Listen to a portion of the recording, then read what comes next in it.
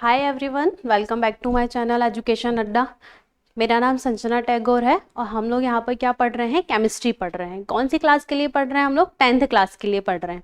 10th class की पहली class हम लोगों की कल हो चुकी थी, जिसमें हम लोगों ने फिजिकल चेंज और chemical change, types of changes के बारे में पढ़ा था हम लोगों ने कि किस किस तरह के चेंजेस होते हैं। हम लोगों ने ये पढ़ा था कि जो आपके टॉपिक्स हैं एक्चुअली में, जो केमिकल रिएक्शन और इक्वेशन वाला जो पहला चैप्टर है, उसके अंदर आपको क्या क्या टॉपिक डिस्कस करना है, और उस टॉपिक में हम लोग पहला टॉपिक जो है वो अच्छी तरह से पढ़ लिया था हम लोगों ने। यही चीज़ें हम लोग कल पढ़ रहे थे। अब यहाँ से हम लोग क्या है कंटिन्यू करते हैं आज। तो हम लोग क्या पढ़ने वाले हैं आज? हम लोगों ने, या मैंने आपको कल ही बता दिया था कि हम लोग कल क्या पढ़ने वाले हैं। तो कल हम लोग पढ़ेंगे केमिकल रिएक्शन के बारे में, ठीक है। तो केमिकल रिएक्शन क्या होती है, रासायनिक अभिक्रिया क्या होती है, ये हमारा क्या है नेक्स्ट टॉपिक है जो आपके चैप्टर में दिया हुआ है, ठीक है। तो आपके चैप्टर में क्या लिखा हुआ है next topic, what is chemical reaction, ठीक है। What is chemical reaction. तो हम लोग यहाँ पर क्या बात कर रहे हैं कि जब कोई रासायनिक परिवर्तन होता है, जब भी कोई क्या होता है रासायनिक परिवर्तन होता है, तो हम ये कह सकते हैं कि क्या हुई है, एक तरह की रासायनिक अभिक्रिया हुई है, ठीक है। तो रासायनिक परिवर्तन तो हम लोग पढ़ चुके हैं। हम लोगों ने कल पढ़ा था कि रासायनिक परिवर्तन ऐसा परिवर्तन होता है जिसमें एक नए पदार्थ का निर्माण होता है, और उस नए पदार्थ के जो गुण होते हैं वो वास्तविक पदार्थ से क्या होते हैं, अलग होते हैं, ठीक है। तो ये हमने पढ़ लिया था रासायनिक परिवर्तन। तो आप फिजिकल और केमिकल चेंज को पहचानने में तो आसानी से अब आप पहचान रहे होंगे। कल हम लोगों ने बहुत सारे उदाहरण देख लिए थे, एग्जाम्पल देख लिए थे। अब हमको यहाँ पर क्या पढ़ना है कि केमिकल रिएक्शन क्या होती है, व्हाट इज केमिकल रिएक्शन।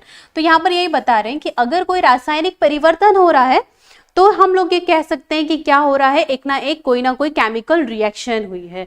यहाँ हम बोल सकते हैं कि केमिकल रिएक्शन के दौरान ही क्या हो रहा है, केमिकल चेंज हो रहा है, ठीक है, रासायनिक परिवर्तन हो रहा है। इसमें हम एक एग्जांपल लेते हैं तो आपको अच्छे से समझ में आएगा कि जब मैग्नीशियम रिबन को, एक आपने मैग्नीशियम लिया, मैग्नीशियम देखा होगा हम लोगों का एक तत्व होता है, एलिमेंट होता है।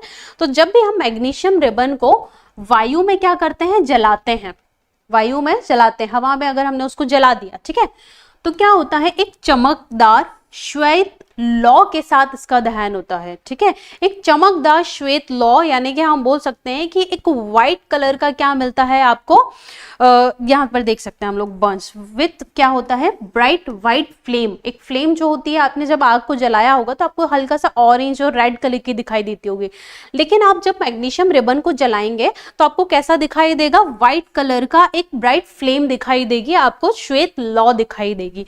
कैसे दिखाई देती है, तो हम लोग इसमें देख सकते हैं कि ये देखो, ये क्या है यहाँ पर, ये आपने एक फोर्सेप्स से उसको पकड़ा हुआ है जब आप केमिस्ट्री लैब में जाएंगे, और यहाँ पर ये जो है इसने क्या पकड़ा हुआ है, मैग्नीशियम रिबन को पकड़ा हुआ है। और ये जब रिबन जो है ये जब जलता है ना, तो ये क्या होता है, व्हाइट कलर की क्या मिलेगी आपको, एक लौ देखने के लिए मिलती है, एक श्वेत लौ देखने के लिए मिलती है। तो यहाँ पर क्या होगा, श्वेत लौ। इसके बाद आगे चलते हैं, ठीक है। पहले ये समझ में आया कि जब हम मैग्नीशियम रिबन को जलाते हैं तो क्या मिलेगा आपको, एक श्वेत लौ के साथ वो क्या होता है, दहन होता है उसका, वो डिस्ट्रॉय हो रहा है एक तरह से, ठीक है। इसके बाद क्या बोल रहे हैं कि दहन के परिणाम स्वरूप श्वेत चूर्ण प्राप्त होता है आपको, ठीक है। जब आप क्या करेंगे, आपको रिजल्ट क्या मिलेगा यहाँ पर, तो जो आपका ये व्हाइट पाउडर है ना एक तरह का, वो आपको क्या है मिलता है। कब मिलेगा, जब आप कंबशन, यानी कि जब आप मैग्नीशियम को जला लेंगे पूरी तरह से, उसके बाद आपको क्या मिल जाएगा, एक तरह से व्हाइट पाउडर मिलेगा, ठीक है, श्वेत चूर्ण आपको क्या है प्राप्त होगा। तो यहाँ पर नीचे की तरफ आपको क्या है जमा हुआ मिल जाएगा। जैसे जब हम लोग कागज जलाते हैं तो कागज के बाद क्या बच जाता है, एक आपकी राख बच जाती है, वो काले कलर की होती है। सेम ऐसे ही जब आप मैग्नीशियम का रिबन को जलाते हैं तो क्या मिलेगा आपको बदले में, व्हाइट कलर का एक पाउडर मिलेगा। अब इस पाउडर या इस इक्वेशन या हम इस रिएक्शन को, अभिक्रिया को हम लोग कैसे लिख सकते हैं कि ये मैग्नीशियम हुआ, ठीक है, और जब हम ऑक्सीजन की उपस्थिति में इसको क्या करते हैं, जलाते हैं हवा में। अब ऑक्सीजन की उपस्थिति, ऑक्सीजन क्यों लिखा है हम लोगों ने एक्चुअली में, कि हवा में क्या मौजूद है, ऑक्सीजन मौजूद है।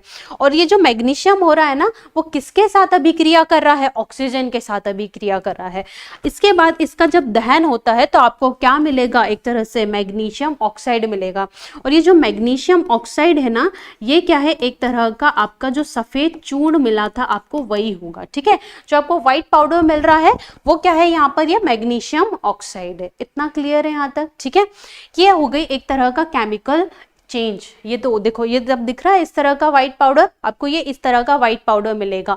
अब मैग्नीशियम अलग होता है और मैग्नीशियम ऑक्साइड अलग होता है, इसके गुण अलग हैं और इसके गुण क्या हैं, अलग होंगे। ठीक है, अब ये दोनों के गुण अलग अलग हो जाएंगे तो हम लोग ये बोल सकते हैं कि इनके अंदर क्या हुआ है, एक तरह का रासायनिक परिवर्तन हुआ है। ठीक है, और इसी को हम लोग बोल रहे थे कि जब कभी भी रासायनिक परिवर्तन होता है तो इसी को हम लोग क्या बोलते हैं, रासायनिक अभिक्रिया बोलते हैं। इसी को हम लोग क्या बोल देंगे, रासायनिक अभिक्रिया बोल देंगे। ठीक है, तो हम लोग ये बोल सकते हैं कि कोई ना कोई क्या हुई है, रासायनिक अभिक्रिया हुई है। तो ये तो हम लोगों ने क्या ले लिया, एक एग्जाम्पल लेकर के हम लोगों ने पढ़ लिया। अब यहीं पर देखो क्या एक लिखा हुआ है कि इस प्रकार हमारे चारों ओर क्या होता है, विविध प्रकार की रासायनिक अभिक्रियाएं चल रही होती हैं, बहुत सारी चल रही होती है। हम लोग एग्जाम्पल में हम लोगों ने कल कितने सारे एग्जाम्पल देखे थे, बहुत सारे, कि भाई फलों का पकना जो होता है वो भी एक रासायनिक अभिक्रिया होता है, लोहे पर जंग लगना भी एक रासायनिक अभिक्रिया कहलाता है, जो केक बनाते हैं हम लोग वो भी एक तरह का रासायनिक अभिक्रिया है।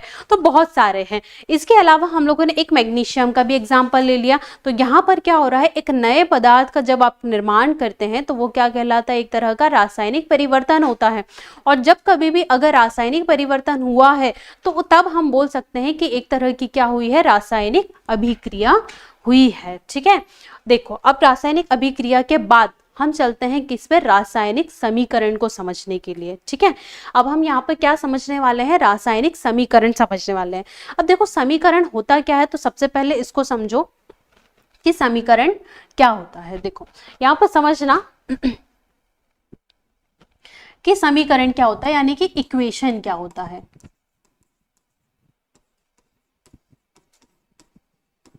क्या हो रहा है, इक्वेशन क्या हो रहा है, समीकरण क्या हो रहा है।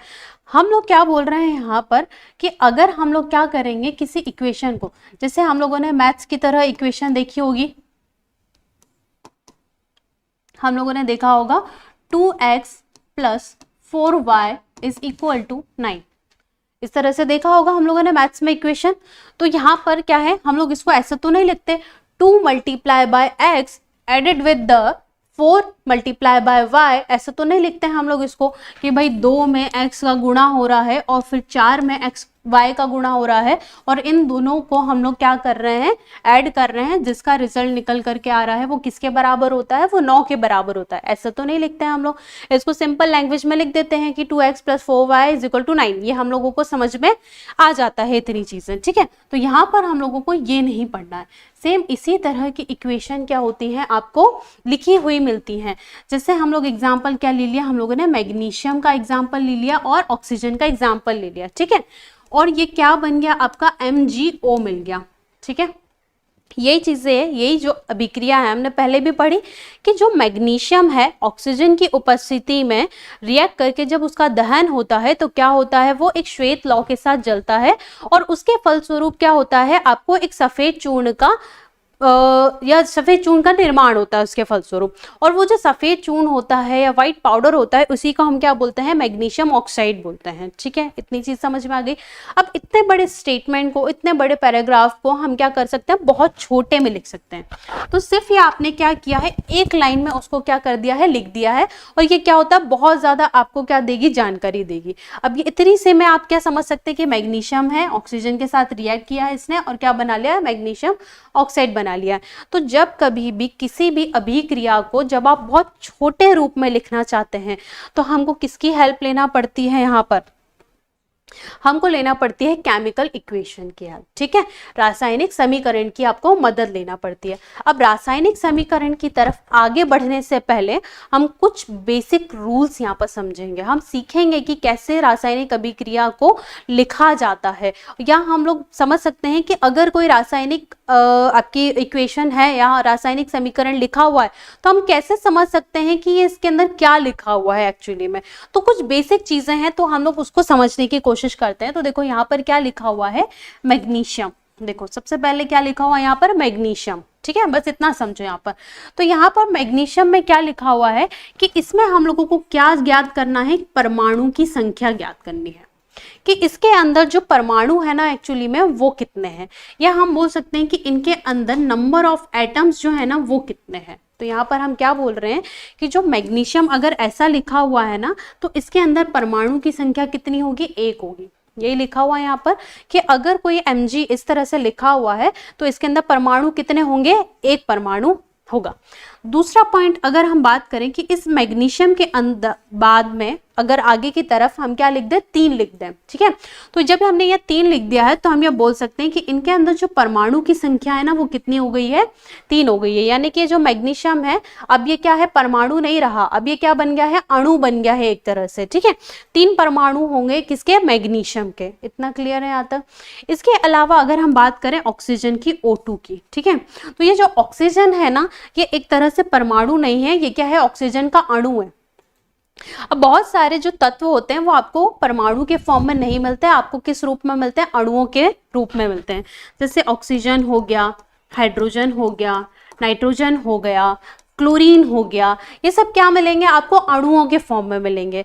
अब अणु क्या होते हैं, तो 2 परमाणुओं को मिला करके, 2 या 2 से ज्यादा परमाणु को मिला करके अगर कोई चीज बन जाती है तो उसको हम क्या बोल देते हैं, मॉलिक्यूल बोलते हैं।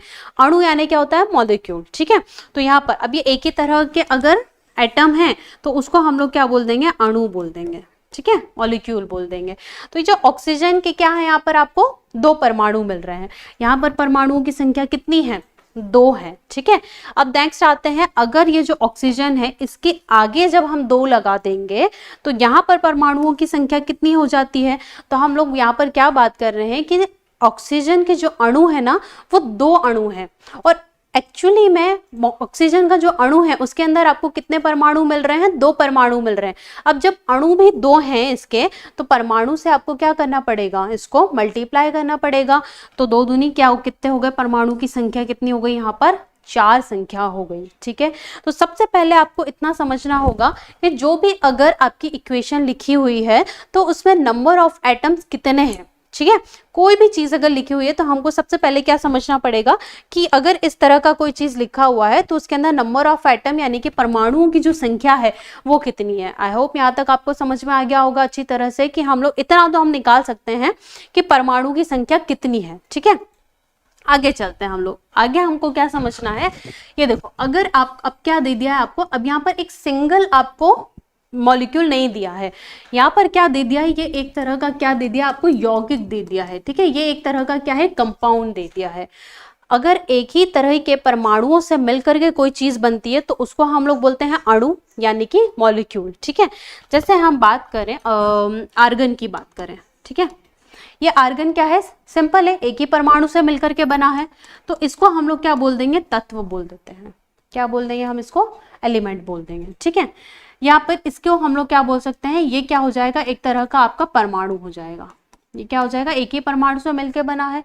अब यहाँ पर आगे आते हैं कि H2, ठीक है, ये 2 परमाणुओं से मिलकर के बना है। अब इसको हम लोग क्या बोलेंगे, अणु बोलेंगे। हम इसको परमाणु नहीं बोलेंगे, इसको क्या बोलेंगे, हम अणु बोलेंगे। लेकिन इसको भी हम लोग क्या बोल सकते हैं, एलिमेंट बोल सकते हैं, ठीक है। ये भी एक तरह का क्या हो सकता है, तत्व हो सकता है।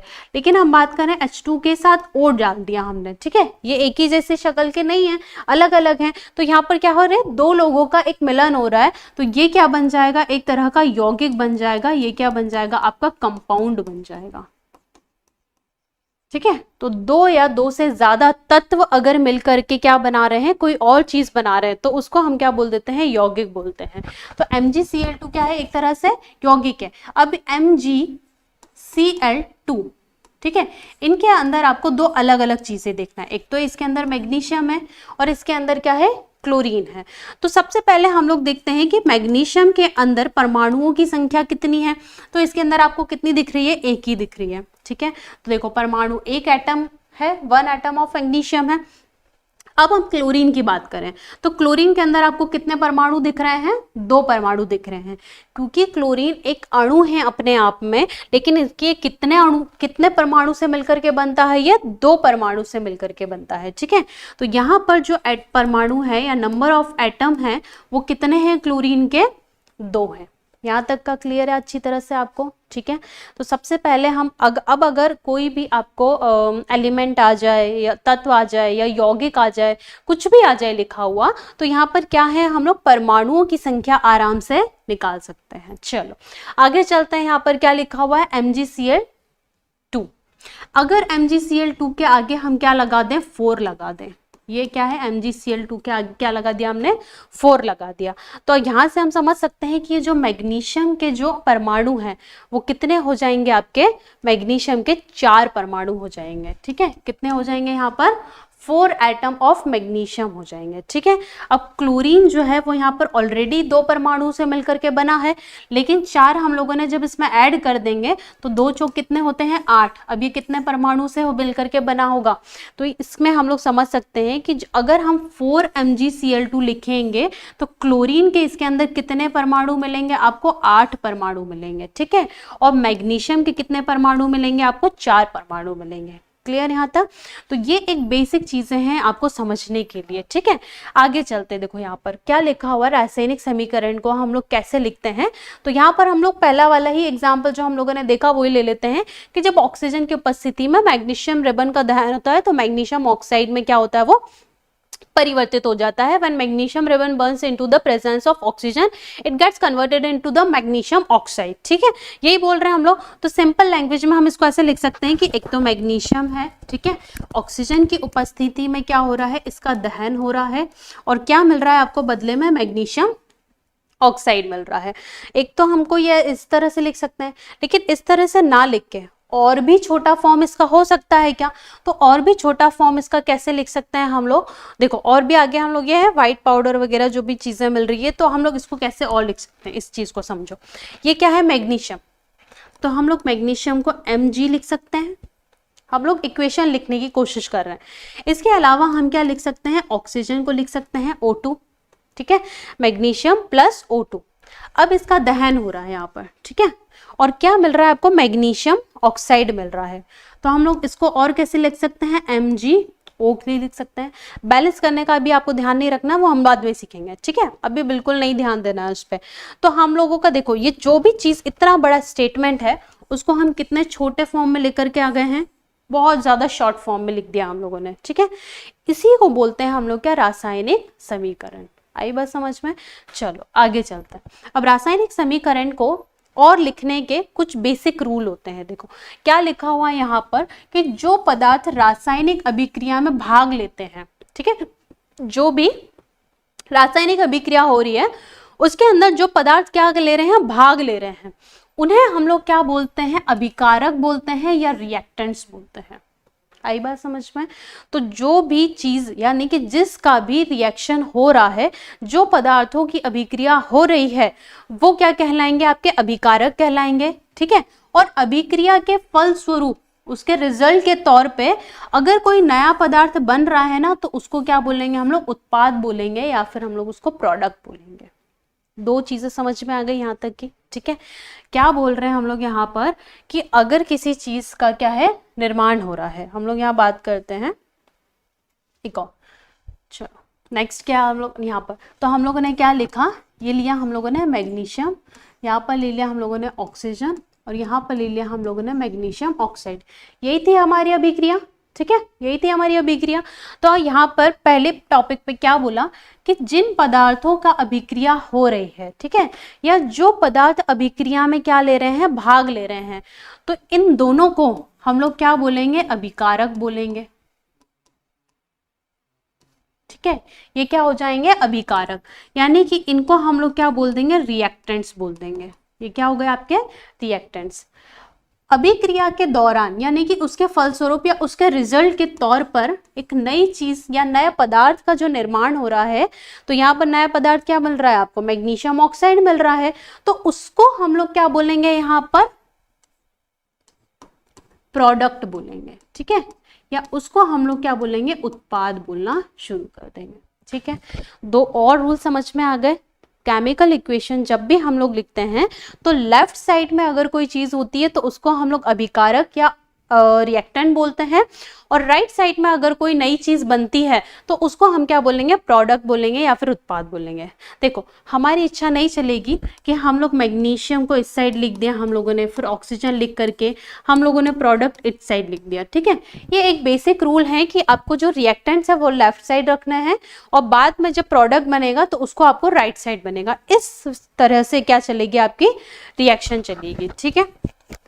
चलो आगे चलते हैं, और ये यहाँ पर आपको बताया गया था। चलो नेक्स्ट यहाँ पर क्या है, रासायनिक समीकरण में यही चीजें बताई गई हैं। देखो मैग्नीशियम क्या है यहाँ पर, अभिकारक है, ठीक है। ऑक्सीजन क्या है यहाँ पर, अभिकारक है। ये दोनों ही क्या होंगे, अभिकारक। और जो मैग्नीशियम ऑक्साइड बनेगा ये क्या कहलाएगा, आपका उत्पाद कहलाएगा। यही बात बोल रहे हैं। लेकिन यहाँ पर क्या लिखा हुआ है कि ये जो रासायनिक समीकरण है ना वो संतुलित नहीं है, बैलेंस नहीं है ये, ठीक है। अब बैलेंस कब होता है तो हम लोग इसको समझते हैं। पहले समझो कि अगर कोई रासायनिक समीकरण जो संतुलित नहीं है, ऐसे समीकरण को हम लोग क्या बोलते हैं, ढांचा रासायनिक समीकरण बोलते हैं, या हम बोलेंगे उसको स्केलेटल केमिकल इक्वेशन, ठीक है। क्या बोलना शुरू कर देंगे हम उसको, अगर कोई ऐसी केमिकल रिएक्शन है या ऐसी कोई रासायनिक अभिक्रिया है जो संतुलित नहीं है, जो बैलेंस नहीं है, उसको हम लोग क्या बोलते हैं, ढांचा रासायनिक समीकरण बोलते हैं, या स्केलेटल केमिकल इक्वेशन हम लोग उसको बोलते हैं। इतना समझ में आया। चलो आगे चलते हैं। हम लोग कैसे बात कर रहे हैं, हम लोगों ने क्या लिया है, चलो देख लेते हैं हम लोग यहाँ पर कि केमिकल इक्वेशन को हम लोग कैसे बैलेंस करेंगे, ठीक है। ये देखो हम लोगों ने क्या लिया, यहाँ पर मैग्नीशियम ले लिया, यहाँ पर ले लिया हम लोगों ने ऑक्सीजन, और यहाँ पर क्या ले लिया हम लोगों ने MgO ले लिया। अब ये संतुलित तो नहीं है। संतुलित क्यों नहीं है, क्योंकि देखो यहाँ पर क्या है, मैग्नीशियम के कितने परमाणु हैं, 1 है, और यहाँ पर ऑक्सीजन के कितने परमाणु हैं, 2 परमाणु हैं। सिंपल समझ में आ गया। अब अगर इस इफे में देखें तो यहाँ पर मैग्नीशियम के कितने परमाणु हैं, 1 परमाणु है, और ऑक्सीजन के कितने परमाणु हैं, 1 ही परमाणु है। तो यहाँ पर आपको क्या करना है कि LHS लेफ्ट साइड में जितने परमाणु हैं, जितने आपके जो भी तत्व दिए हुए हैं, उनके परमाणुओं की संख्या बराबर होनी चाहिए, और राइट हैंड साइड में भी परमाणुओं की संख्या क्या होनी चाहिए, बराबर होनी चाहिए। LHS बराबर RHS होना चाहिए, ठीक है। तो कैसे होगा, तो यहाँ पर बराबर तो नहीं है, मैग्नीशियम का 1 है, ये तो चलो मैग्नीशियम तो बराबर है, लेकिन ऑक्सीजन क्या बराबर दिख रहा है आपको, नहीं दिख रहा है। इसीलिए ये वाली जो इक्वेशन है वो आपके बैलेंस नहीं है, ठीक है। अब ये बैलेंस कैसे करेंगे हम लोग, तो इसको समझो। हम लोगों ने क्या लिया, मैग्नीशियम लिया, ऑक्सीजन लिया और MgO लिया। हम लोग ऐसा इसमें क्या करें कि ये बैलेंस हो जाए। तो सबसे पहले हम समझते हैं कि ऑक्सीजन के दो मॉलिक्यूल हैं, ये इस साइड है, ठीक है। तो आपको उस साइड भी कितना करने पड़ेंगे, आपको 2 मॉलिक्यूल करने पड़ेंगे। अब आप ऐसा नहीं कर सकते इसमें कि Mg तो ले लिया आप लोगों ने और ऑक्सीजन के आगे 2 लगा दिया, बात खत्म हो गई। ऐसा नहीं करेंगे आप, ठीक है। पहले सबसे पहले आप करेंगे क्या, अगर आपको परमाणु की संख्या अगर बढ़ानी है तो आप कहाँ बढ़ाएंगे, हमेशा यहाँ आगे लिख करके बढ़ाएंगे, ठीक है। कहाँ लिखेंगे, इस पूरे कंपाउंड यानी पूरे यौगिक के आगे लिखेंगे आप यहाँ पर, ठीक है। कभी भी आप उसको इस तरह से नहीं लिख सकते, ये क्या हो जाएगा आपका, गलत हो जाएगा, ठीक है। तो हम लोगों ने ऑक्सीजन के 2 हैं, तो वहां पर भी बैलेंस करने के लिए हम लोगों ने क्या लिख दिया, आगे 2 लगा दिया, ठीक है। अब यहाँ पर हम लोग देख सकते हैं कि कितने परमाणु हो गए हैं, ठीक है। यहाँ पर क्या हो गया है, मैग्नीशियम का 1 परमाणु है, इधर ऑक्सीजन के कितने हैं, 2 परमाणु है। यहाँ पर क्या हो गया है, मैग्नीशियम के 2 परमाणु हो गए हैं और ऑक्सीजन के 2 परमाणु हैं, ठीक है। तो देखो ऑक्सीजन के जो परमाणु हैं वो तो बैलेंस हो गए, लेकिन मैग्नीशियम के असंतुलित, वापस से संतुलित नहीं है यहाँ पर। अब मैग्नीशियम के परमाणु को संतुलित करने के लिए हम क्या करेंगे, यहाँ पर भी हम लोग क्या लगा देते हैं, 2 लगा देते हैं। अब मैग्नीशियम के भी यहाँ पर कितने परमाणु हो गए हैं,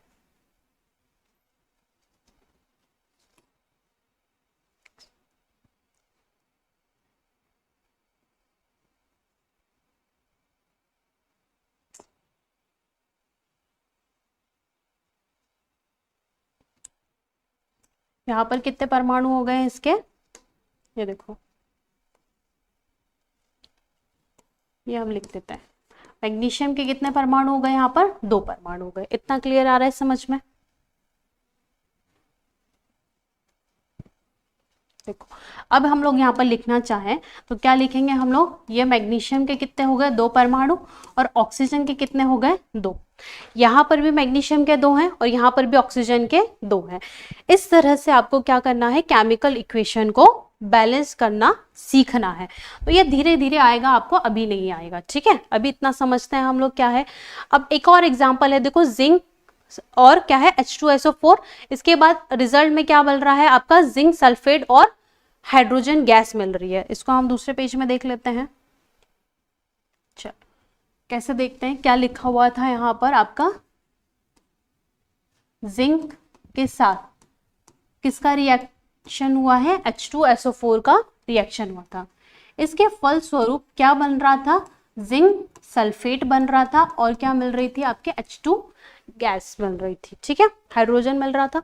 अब यहाँ पर हम लोग अगर देख लेते हैं तो यहाँ पर देखो सबसे पहले तो जिंक को देखते हैं हम लोग कि यहाँ पर जिंक के कितने परमाणु मिल रहे हैं, आपको 1 परमाणु मिल रहा है, ठीक है।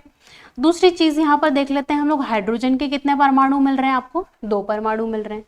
सल्फर के कितने परमाणु है, यहाँ पर 1 परमाणु है सल्फर का।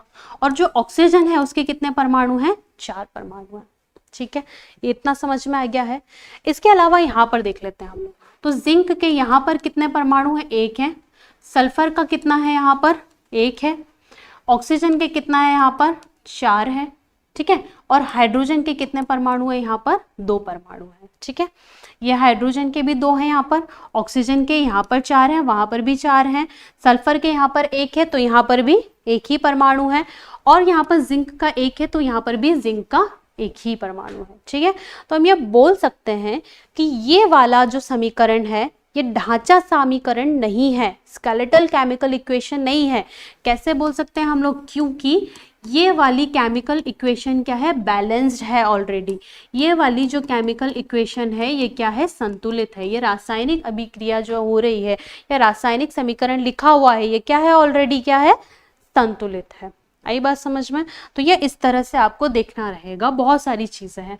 आगे चलते हैं, एक है हमारा FeH2O, ठीक है, FeH2O। अब देखो इसको हम लोग जो इक्वेशन को बैलेंस करना है ना, ये हम लोग कभी और समझेंगे। इसकी हमारी क्या है, एक अलग से क्लास होगी जब हम केमिकल इक्वेशन को बैलेंस करना सीखेंगे कि वहाँ कैसे बैलेंस किया जाता है।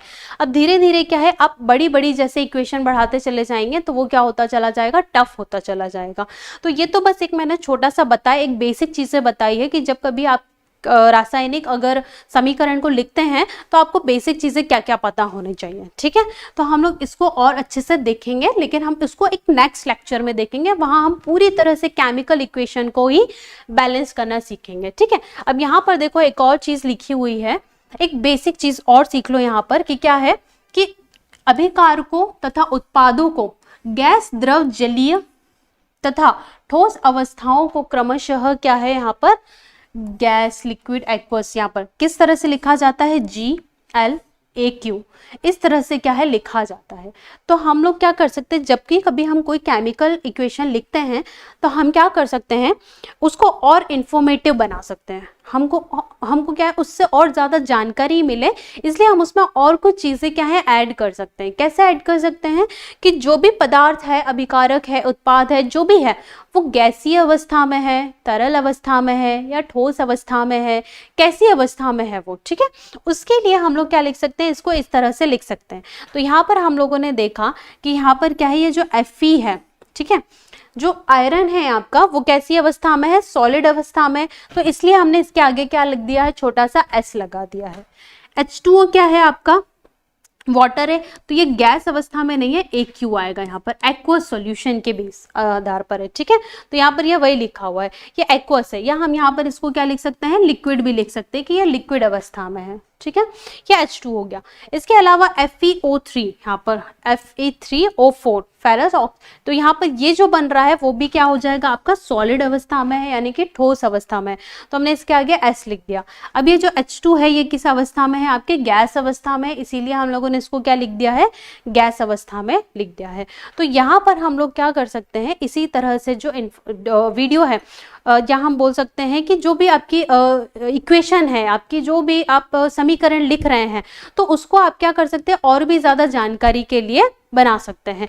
अब ये जनरली तो लिखा नहीं जाता है, सभी इक्वेशन में आपको लिखा हुआ दिखता नहीं होगा, लेकिन जैसे हम लोगों ने बोला कि हम लोग क्या कर रहे हैं, इक्वेशन जब हम लिखते हैं तो लेफ्ट साइड में क्या होता है, एक अलग से जो प्रोडक्ट या जो भी आपके बोल सकते हैं हम लोग उत्पाद या जो भी आपके तत्व हैं उनको हम क्या बोल रहे थे, अभिकारक बोल रहे थे। ठीक है, यहाँ पे क्या बोल रहे थे हम लोग, अभिकारक, यानी कि लेफ्ट साइड में जो भी लिखे जो भी रासायनिक अभिक्रिया में भाग लेते हैं उनको हम क्या बोलते हैं, अभिकारक। और जो फलस्वरूप रिजल्ट के तौर पे नई चीज बनती है उसको हम क्या बोलते हैं, उत्पाद बोलते हैं। ठीक है, तो हम लोग हर एक इक्वेशन में क्या हम लोग रिएक्टेंट्स और प्रोडक्ट्स लिखते हैं क्या, नहीं लिखते, लेकिन ये बेसिक चीज़ें जो हैं वो आपको पता होना चाहिए। लेकिन हम लिख सकते हैं वहाँ पर कि भाई लेफ्ट साइड में ये जो दो चीज़ें हैं वो रिएक्टेंट है, और फलस्वरूप अगर कोई चीज़ नई बन रही है, नया कोई पदार्थ बन रहा है तो वो प्रोडक्ट कहलाएगा। सेम ऐसे ही जब हम लोग ये इक्वेशन लिखते हैं तो हर एक कंपाउंड, हर एक यौगिक या तत्व के आगे हम लोग क्या है, लिख सकते हैं कि वो गैस अवस्था में है, ठोस अवस्था में है, एक्वस सॉल्यूशन की अवस्था में है, वो किस अवस्था में है। ठीक है, तो यहाँ पर वही बता रहे हैं कि द्रव, जलीय तथा ठोस अवस्थाओं को हम लोग क्रमशः कैसे लिख सकते हैं, गैस, लिक्विड, एक्वस और सॉलिड अवस्था में लिख सकते हैं। लिक्विड और एक्वस सॉल्यूशन आपका एक ही हो जाएगा। ठीक है, ज्यादा कुछ नहीं सोचने की जरूरत।